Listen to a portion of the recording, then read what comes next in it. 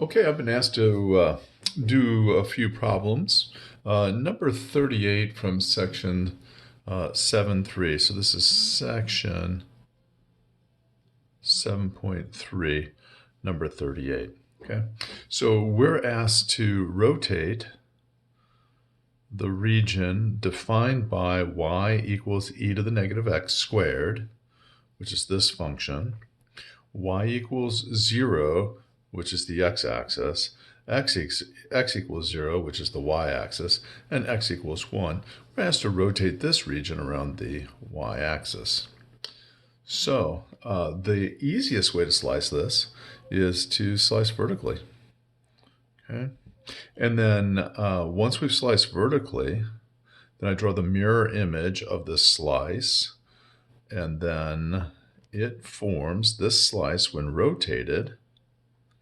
It doesn't form a disc, it doesn't form a washer, it forms a shell. And that's a pretty crappy shell, but so this is the first step in this process as we slice, and the slice has resulted in a shell.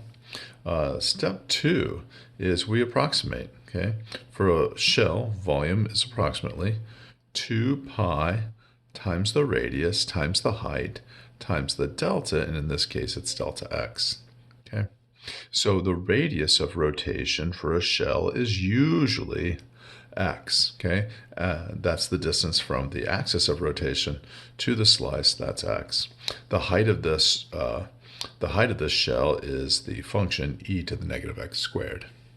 Okay, so volume is approximately 2 pi times the radius times the height. The height is e to the negative x squared, and then our thickness is delta x. So our third step is to integrate. So when we integrate this, we're going to say volume equals, and we'll put the 2 pi out in front. So we have 2 pi times the integral, and we're integrating from 0 to 1. So times the integral from 0 to 1 of x e to the negative x squared dx, like so. Okay, we're in luck because this is integrable. Negative x squared, the derivative of x squared is 2x, so it fits the fourth form that we know how to integrate. So we're going to let u equal negative x squared. So du is negative 2x dx. So there's your du is negative 2x dx. But I don't want negative 2x dx, I just want an x dx. So we're going to take du divided by negative 2 and say that that is equal to our x dx, like so. So this transforms our integral.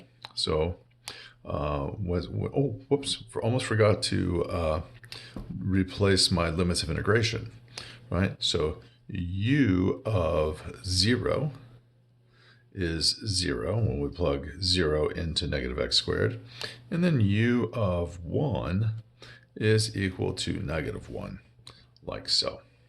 So our volume is equal to, we still have our 2 pi out in front, du over negative 2. Okay, I'm going to write that as negative 1/2 in front of the integral. And then we have the integral from 0 to negative 1 of e to the u du. Okay, if you want to, you can pause this video and just verify that this is correct. But I think that's pretty good there after we've done our u substitution.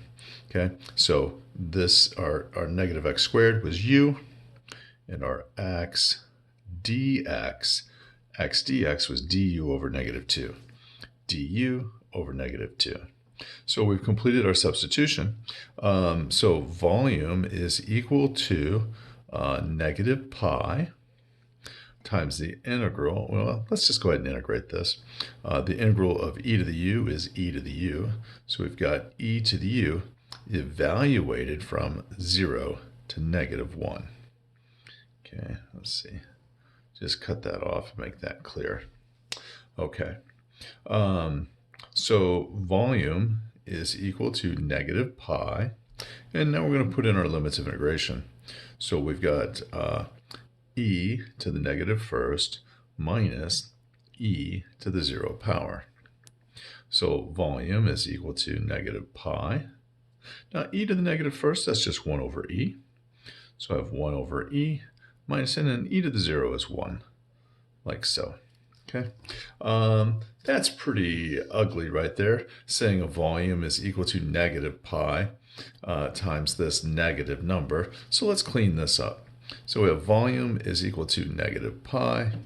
Let's get a common denominator in here. So that's going to be 1 minus e all over e, like so. And then I'm going to reverse the order of the subtraction. And we'll get our final answer. We have volume is equal to pi times e minus 1 over e. Box that, and you are done. Okay, well, that was section 7.3, number 38. Thanks for watching.